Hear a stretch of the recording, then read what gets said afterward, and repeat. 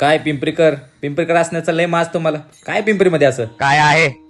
अहो ही नुसती जमीन नाही, ही आहे छत्रपती शिवरायांच्या स्वराज्याच्या आणि डॉक्टर बाबासाहेब आंबेडकरांच्या समतेच्या विचारावर चालणारी भूमी. न्याय, शौर्य आणि समानता हे आमच्या मातीत भिनलेलं आहे. अहो तुम्ही नुसते मोठे कारखाने आणि कंपन्या बघता, पण हिंदुस्थान अँटीबायोटिक्स म्हणजेच याचे भारतातील सर्वात पहिली फार्मास्युटिकल कंपनी आमच्या भूमीत उभी आहे.